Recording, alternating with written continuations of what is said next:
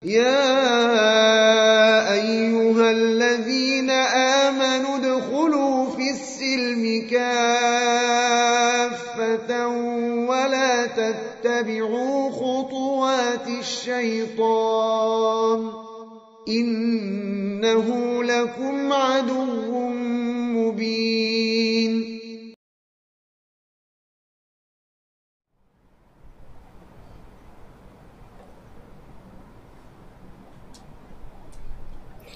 Assalamualaikum warahmatullahi wabarakatuh. Waalaikumsalam warahmatullahi wabarakatuh. Semoga Allah merahmati Imam Nawawi, Ustadz, keluarga, tim, dan seluruh kaum muslimin dan mukminin. Amin ya rabbal alamin. Izin bertanya Ustadz, apakah amar ma'ruf nahi mungkar dengan lisan dan tangan hanya jika kita berada di posisi yang lebih baik dari satu atau beberapa sisi seperti ekonomi, usia, gender? Bagaimana kalau kita berada di posisi bawah dari satu sisi? Karena kadang saya sebagai wanita dan anak bungsu kurang berani amar ma'ruf nahi mungkar dalam keluarga besar. Apakah ini hanya talbis iblis? Bagaimana batasannya? Talbis iblis itu tipe daya iblis ya hadirin. Bagaimana batasannya? Mohon nasihatnya Ustadz, jazakallahu khairan. Ya, terima kasih atas pertanyaannya. Hadirin yang Allah muliakan, enggak harus demikian.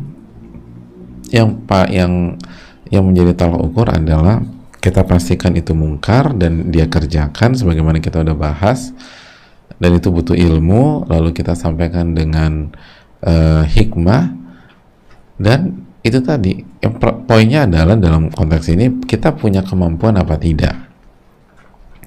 Terus yang kedua, apakah menimbulkan, bagaimana dampaknya? Kalau mengurangi atau menghilangkan harus, walaupun kita wanita dan paling bungsu. Tapi kalau menimbulkan dampak yang lebih buruk atau masalah yang lebih banyak, maka jangan pada saat itu. Dan banyak anak bungsu dan dia wanita itu punya peran besar di keluarga besarnya, banyak. Ada banyak keluarga itu tulang punggung keluarga tersebut adalah anak perempuan bungsunya. Nah, ketika misalnya anak wanita bungsu tersebut yang menjadi tulang punggung keluarga, jadi Allah takdirkan dia menjadi tulang punggung keluarga pada saat itu, otomatis kan posisi tawarnya kuat, bergen posisinya tuh kuat. Uang beliau yang jadi tulang punggung keluarga. Nah, manfaatkan itu untuk amar ma'ruf nahi mungkar, gitu loh. Jadi nggak harus yang bungsu atau yang perempuan itu nggak punya peran. Intinya tuh bukan perempuan atau laki-laki, intinya punya kemampuan apa tidak dan bagaimana dampaknya, itu yang harus dipertimbangkan. Wallahu ta'ala misal. Makasih.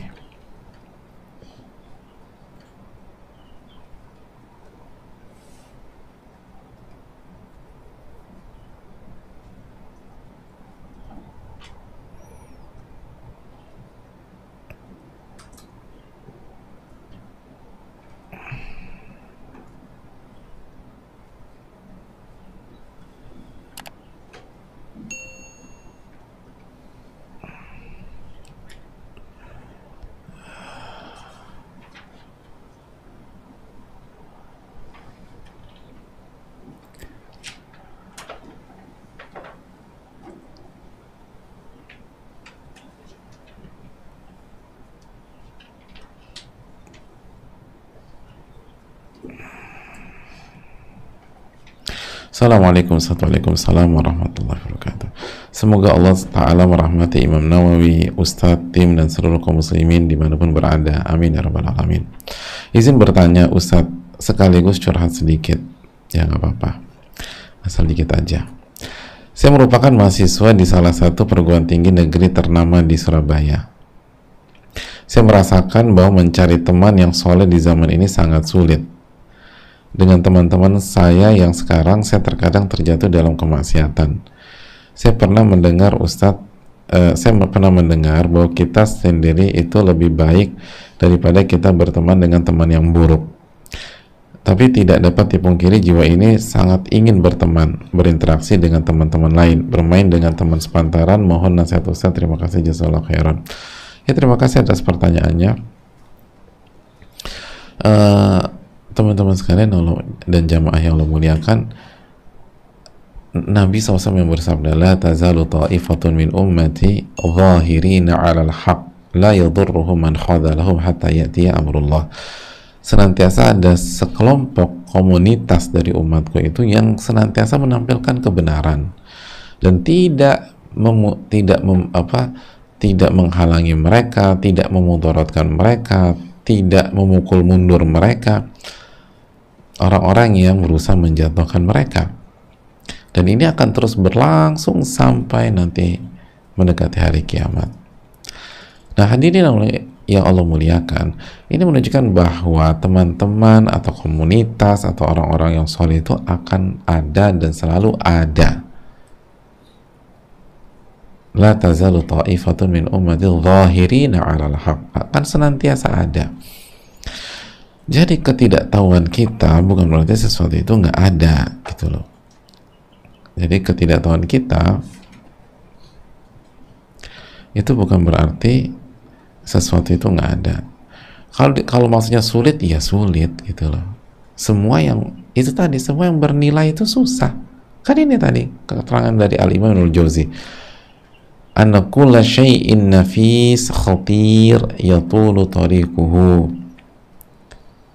Semua hal yang bernilai, yang mewah, kan Al-Imam Ibnul Jauzi nggak sebatas membicarakan satu atau dua hal aja, tapi semuanya itu susah. Hadirin, ada banyak orang itu baru bisa bersahabat dengan orang-orang soleh yang baik itu setelah dikhianati beberapa kali oleh teman-teman yang buruk. Ada banyak kayak gitu, dikhianati dulu, sakitnya ditusuk dari belakang dalam tanda kutip ya, quote and quote ya, lalu dicari lagi, tapi dia nggak nyerah, akhirnya dapat. Karena semua demikian, gitu loh. Panjang, proses tuh panjang, tapi akhirnya dapat, bismillah.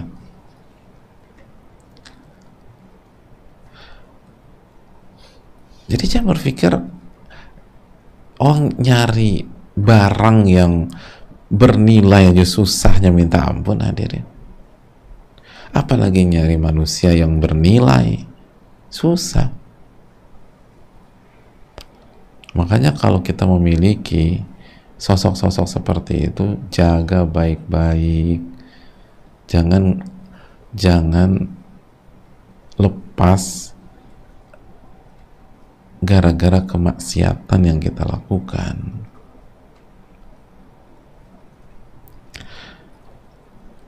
Terus gimana caranya, hadirin? Yang pertama, jujur sama Allah Subhanahu wa Ta'ala. Jujur sama Allah Subhanahu wa Ta'ala.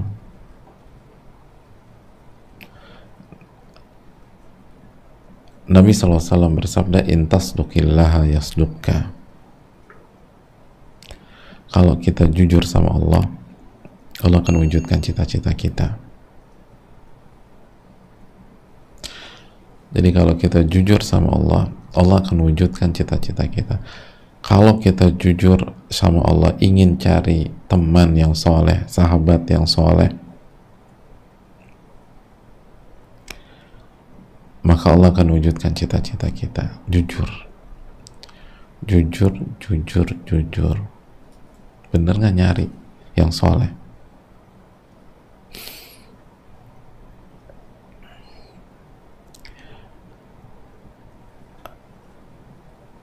Hadirin Allah muliakan,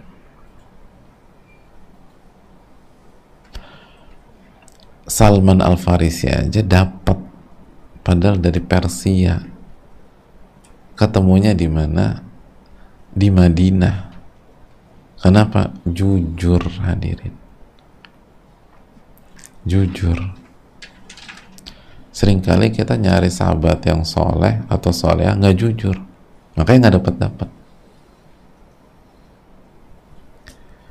Bahkan yang tragis, udah dekat, akhirnya kita kehilangan karena nggak jujur. Baik, jujur. Benar nggak kita ini mencari dalam rangka bertakwa kepada Allah? Jujur dulu deh, nyari sahabat yang itu jujur. Yang kedua, mencarinya tuh dengan sungguh-sungguh dan berani berkorban. Dan ini balik lagi tentang kejujuran. Artinya kalau kita jujur, kita berani korbankan semuanya yang bisa kita korbankan, tentu saja. Itu penting. Lihat bagaimana muhajirin, para sahabat Nabi SAW, mendapatkan lingkungan yang begitu indah, asri di Madinah. Emangnya didapatkan begitu saja? Enggak. Dengan berhijrah, dengan kualitas hijrah yang terbaik, ditinggalkan semua yang ada di Mekah, uang, properti, bisnis. Abdurrahman bin Auf itu mulai dari nol, ditinggalkan semuanya. Kita kebanyakan hitung-hitungan, makanya dapatnya sedikit. Lo untung itu kan tergantung modal setelah taufik dari Allah, hadirin. So ini mau punya bisnis keuntungannya per bulan 3M, ya kalau pengen keuntungan 3M masa modalnya 100 juta, hadirin. Ya kalau pengen untungnya 3M per bulan range-nya, ya pikirkan aja kapitalnya, modalnya berapa. Gitulah. Ini kita tuh pengen, saya mau pengen untung 1M, berapa? Berani modal 50 juta. Hadirin. Itu mah main judi semalam kalau menang, gitu loh. Dan kalau menang juga uang haram. Jadi hadirin Allah mulia, bukan begitu. Apa yang berani kita bisa korban? Itu Pak Abu Bakar As-Siddiq itu kan tinggalkan semua bisnisnya untuk menemani Nabi SAW, menemani dan bersahabat dengan manusia terbaik di dunia. Modalnya seluruh bisnis belum tinggalkan, seluruh properti belum tinggalkan, seluruh teman-teman dan kampung halaman belum tinggalkan. Kenapa? Bersahabat dengan manusia terbaik. Jadi ada harganya, hadirin. Kita ini suka lupa bahwa bersahabat tuh ada harganya. Kita nggak mau keluar fulus atau nggak mau keluarkan harganya, ya nggak dapat apa-apa.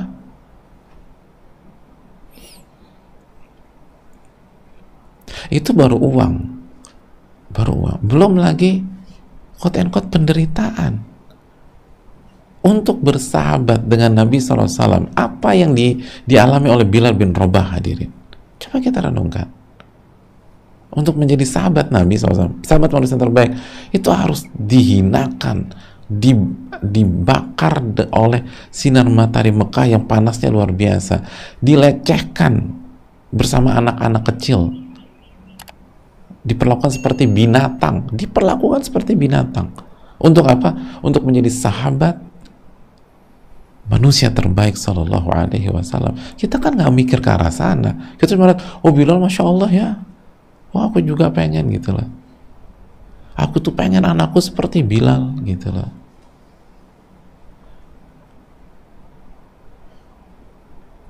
Tapi begitu anaknya sedikit terjatuh apa, nggak terima. Gimana sih? Kalau katanya pengen jadi Bilal, berarti siap digebukin nih anak, gitu loh. Dan orang tuanya harus sabar. Jadi orientasinya cuma pas azan doang, gitu loh. Bilal tuh Masya Allah, azannya loh. Ya azannya bagus juga, tapi ini sosok ini jungkir balik, hadirin. Kan kita seringkali nggak ngeliat ke arah sana. Itu untuk jadi, lihat Mus'ab bin Umair, untuk jadi sahabat manusia terbaik Sallallahu Alaihi Wasallam, apa pengorbanannya? Itu dari anak muda yang punya semuanya,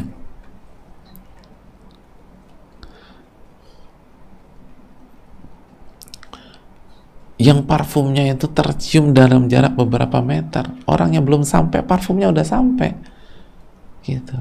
Dulu waktu zaman jahiliyah. Jadi orang yang belum finish, parfumnya udah finish. Jadi kalau ikut lomba lari kayaknya menang nih orang. Kalau parfumnya dihitung gitu loh. Tapi begitu memilih menjadi sahabat Nabi SAW, diboykot semua sama keluarga besarnya. Kehilangan keluarga loh hadirin. Kita pengen deket sama orang soleh, nggak berani punya modal. Ya nggak bisa. Ini yang kadang-kadang kita lupakan. Itu manusia pengen berhasil tapi nggak mau melewati jalan keberhasilan. Tarjun najata walam tasluk masalikaha. Anda tuh pengen selamat tapi Anda nggak mau meniti jalan keselamatan.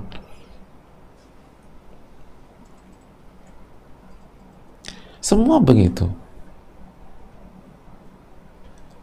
Tapi kalau Ansor kok enak ya Ustaz? Ansor apa yang enak hadir?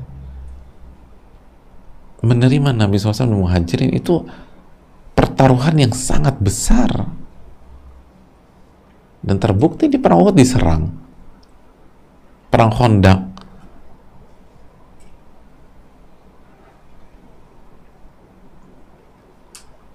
nggak mudah, semua ada resiko.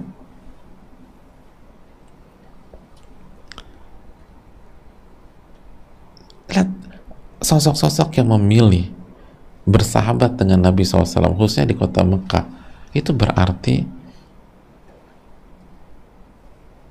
siap dengan segala resikonya, difitnah gitu loh, difitnah, dicela, dicaci, dimaki, diboykot, dilempari, dipukuli gitu.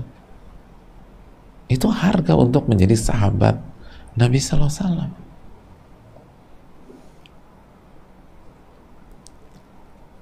Khususnya di kota Mekah. Makanya kan nggak bisa disamakan orang yang masuk Islam sebelum hijrah dengan setelah hijrah. Sebelum Fatu Mekah, setelah Fatu Mekah kan beda.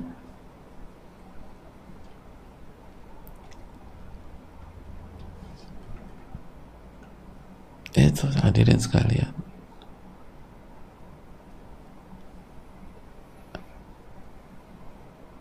Jadi seringkali itu kita nggak ingin sesuatu tapi nggak mau bayar harganya, yaitu nyuri namanya hadirin, nggak mungkin. Terus yang berikutnya,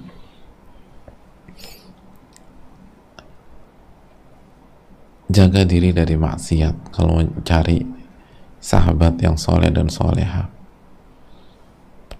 Dan kalau dapat jangan tenggelam dalam euforia, tetap jaga diri dari maksiat. Nabi SAW bersabda dalam hadis yang dikeluarkan oleh Imam Ahmad, "Matawadathnani fafurriqa bainahuma illa bidhanbin yuhdithuhu ahaduhuma." Matawaddathnan, tidaklah ada dua sosok atau dua orang saling mencintai. Matawaddathnani, tidaklah ada dua orang saling mencintai karena Allah atau saling menyayangi. Fafurriqa bainahuma, lalu Allah pisahkan di antara mereka berdua, dipisahin sama Allah. Fafurriqa bainahuma, dipisahin, karena yang nentuin persahabatan tuh Allah Subhanahu wa taala, dipisahin sama Allah. Kenapa? Illa bidzanbin, jadi tidaklah ada dua orang saling menyayangi, saling mencintai lalu dipisahkan oleh Allah kecuali karena dosa yuhdithuhu ahaduhuma, yang dilakukan oleh salah satu di antara mereka.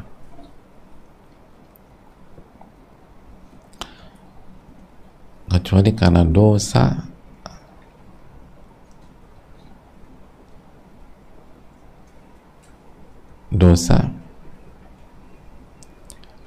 yang dilakukan salah satu di antara mereka. Kata Al-Imam Al-Munawi dalam Faidul Qadir, dipisahkan uqubah sebagai hukuman dari Allah karena dosa tersebut. Kita udah punya hubungan dekat, hubungan baik, tiba-tiba dipisahkan, dijauhkan, segala macam. Itu karena dosa, hadirin. Dosa salah satunya. Ya kalau dosa salah satunya, apalagi dosa dua-duanya, ya tambah parah lagi. Tapi dalam hadis salah satunya udah cukup. Salah satunya udah cukup.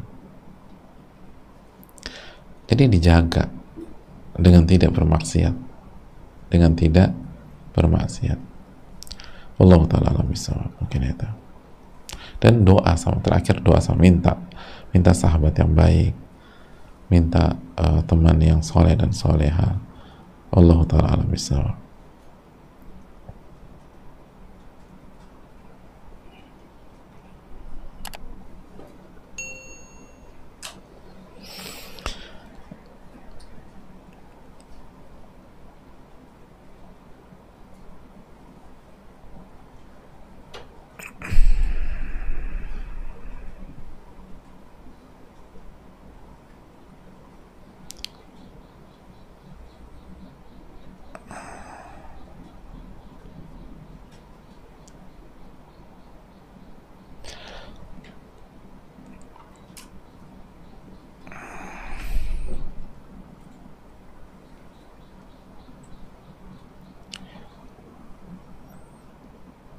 Assalamualaikum warahmatullahi wabarakatuh. Waalaikumsalam warahmatullahi wabarakatuh. Semoga Allah merahmati Imam Nawawi rahimahullah, dan semoga Allah memberikan kesehatan, keberkahan kepada Ustadz, keluarga, kru, dan kaum muslimin. Amin ya rabbal alamin. Ustadz mau nasihatnya agar kita istiqomah mengingkari kemaksiatan. Di satu sisi kadang kita mengingkarinya, di satu sisi lain kadang kita melakukan kemaksiatan tersebut. Apakah ada doa untuk menghindari kemaksiatan? Jazakallahu khairan, barakallahu fikum barakallah. Ya, terima kasih atas pertanyaannya. Hadirin yang Allah muliakan, yang pertama,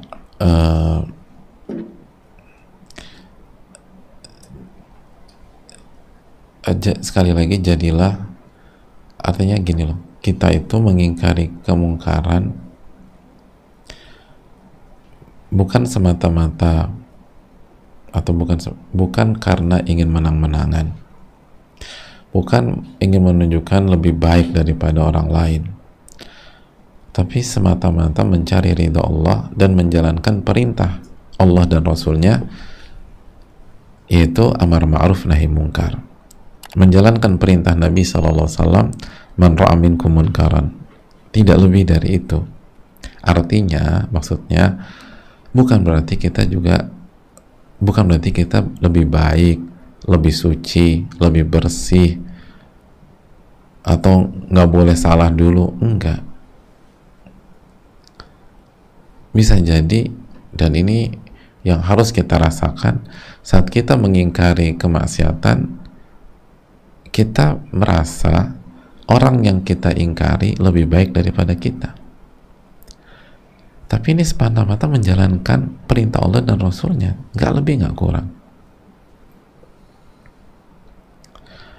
Dan di waktu yang sama kita berusaha meninggalkan kemaksiatan tersebut. Dan kalau kita terjatuh karena sisi kemanusiaan, sisi humanis kita ya, sisi kemanusiawian kita, karena kullu bani Adam khata', setiap anak Adam banyak melakukan kesalahan, maka yang kita lakukan adalah penggalan berikutnya, wa khairul khata'ina tawwabun, dan sebaik-baik yang banyak melakukan kesalahan, yang paling banyak bertaubat. Jadi udah gitu aja. Jadi siapa sih yang nggak pernah salah? Kita pasti banyak salah.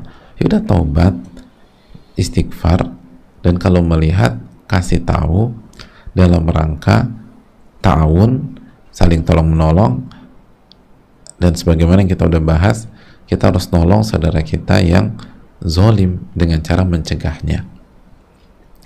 Jadi ini hal yang penting. Nah, terakhir, memang harus ada rasa, kok saya juga terjatuh ke dalam maksiat ya, saya khawatir jadi orang munafik. Nah, kekhawatiran itu membuat kita selalu mawas diri, selalu tobat sama Allah, dan selalu berusaha menjadi lebih baik lagi, dan tidak merasa lebih tinggi daripada orang lain. Allah ta'ala alam. Dan terus berusaha tinggalkan kemaksiatan tersebut.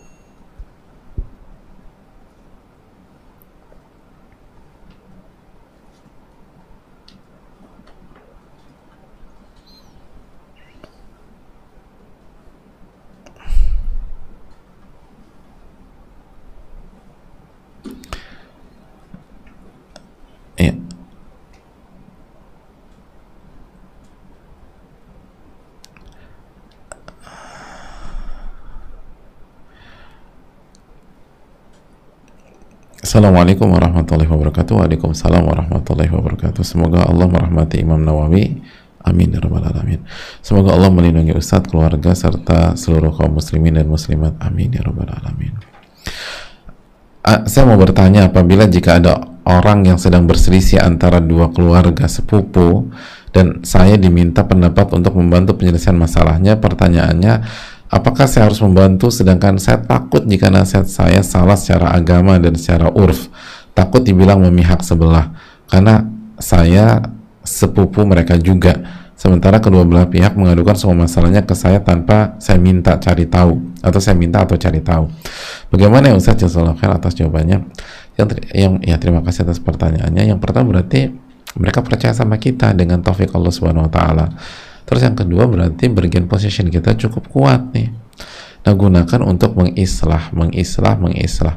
Dan salah satu ayat yang bisa jadi bahan renungan kita adalah surat Al-Hujurat ayat 9. Kalau nggak salah kita pernah deh bahas atau menyebutkan Al-Hujurat ayat 9 ini. Yaitu ketika Allah berfirman, wa in ta'ifatani minal mu'minina qatatalu, dan jika dua kelompok atau dua person misalnya dari orang-orang beriman itu iqtatalu, berselisih, berperang, konflik gitu ya, atau punya masalah walaupun nggak sampai titik peperangan, fa aslihu bainahuma, maka islah di antara mereka berdua. Jadi diislah hadirin, didamaikan gitu. Fa in baghat ihdahuma 'alal ukhra. Kita lanjutkan ayatnya, dan apabila salah satu dari mereka gitu, salah satu pihak itu melanggar perjanjian atau komitmen pada saat islah atau perdamaian tersebut, melampaui batas, faqatilul lati tabghi hatta tafi'a ila amrillah, maka tugas kita, kata Allah, hendaknya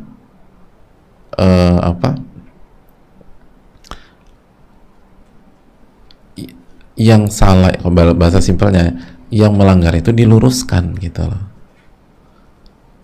diluruskan. Dan ketika kita meluruskan yang melanggar, bukan berarti kita membela secara subjektif yang lain gitu. Misalnya kalau sama A si B ini, A dan B, A melanggar gitu loh, sudah berusaha diislah tapi tetap aja dilanggar sama si A, maka kata Allah, hadapi si A sampai si A balik lagi ke tuntunan Allah Subhanahu wa taala. Dan ketika kita hadapi si A, bukan berarti kita pro sama B secara subjektif, secara personal, enggak. Ini kita harus objektif, dan salah satu bentuk keobjektifan kita adalah kita berusaha meluruskan yang salah atau yang melampaui batas. Fa in fa'at fa aslihu bainahuma, dan kalau mereka kembali maka damaikan lagi. Jadi kalau si A itu balik lagi ke track, balik lagi ke ini, ya udah damaikan lagi, bil adli wa aqsitu, damaikan lagi dengan adil dan bersikap adil dan objektif lah. Innallah yuhibbul muqsitin, karena Allah itu mencintai orang-orang yang adil dan objektif. Jadi tetap adil dan objektif, adil dan objektif. Dan kalau memang ada yang melampaui batas, ya dihadapi dengan minta pertolongan kepada Allah.